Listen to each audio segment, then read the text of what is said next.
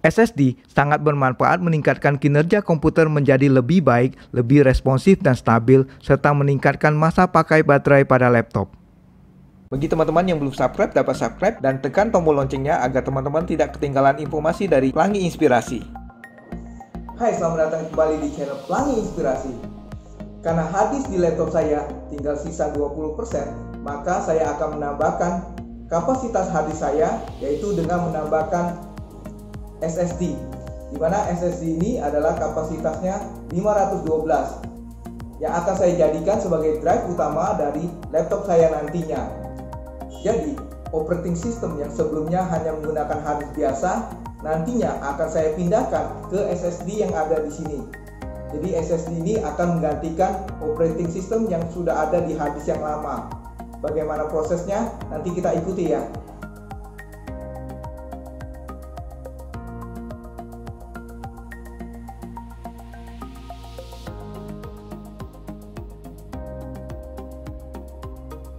Paket SSD ini saya beli di online shop seharga Rp1.470.000-an. Packagingnya bagus. SSD Adata SPG SX8200 Pro ini saya beli dengan kapasitas 512 GB. Memiliki form factor M2 2280 serta menggunakan interface PCIe Gen 3x4. SSD Adata ini menggunakan interface PCIe generasi ketiga yang menawarkan kecepatan baca hingga 3500 MB per second dan kecepatan tulisnya hingga 2300 MB per second. Penggunaan antarmuka PCIe generasi 3 dengan 4 jalur dan digabungkan dengan protokol NVMe 1.3 meningkatkan kemampuan baca tulis SSD ini berkali-kali lipat dibandingkan dengan generasi sebelumnya.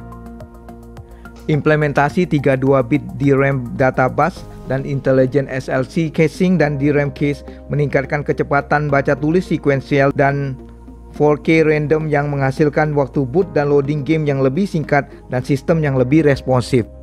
SSD ini cocok untuk digunakan para content creator maupun gamers yang membutuhkan SSD dengan kecepatan yang tinggi. SSD ini juga dilengkapi dengan heatsink yang bisa kita tempelkan di SSD-nya.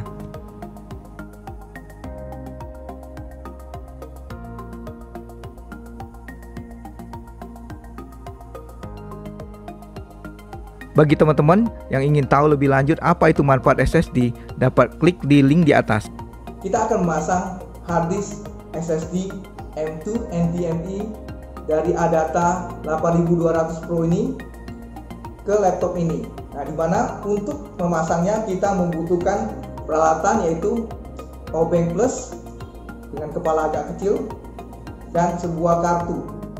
Powerbank plus ini untuk membuka semua baut yang ada. Kemudian untuk membongkar atau membuka penutupnya ini kita butuhkan adalah kartu ini supaya nggak terlalu keras ya. Jadi kita gunakan kartu ini sebagai pembuka dari penutup laptop ini setelah bautnya semuanya dibuka. Bagaimana proses untuk membuka kemudian memasang SSD ini dan juga menutupnya? Mari kita ikuti videonya.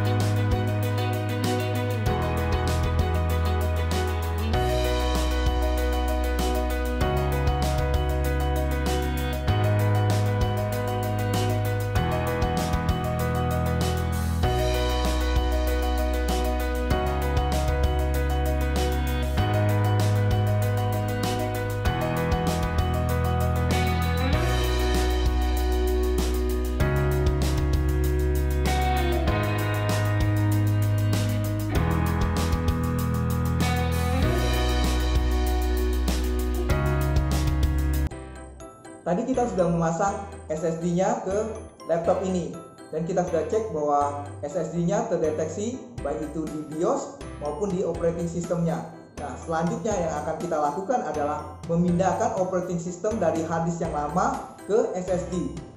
Dengan memindahkan operating system dari hard disk yang lama ke SSD, maka kinerja komputer akan semakin meningkat. Untuk memindahkannya, kita akan mengcloning operating system dari hard disk yang lama ke SSD. Bagaimana cara untuk mengcloning operating system dari hard disk yang lama ke SSD? Mari kita ikuti terus videonya.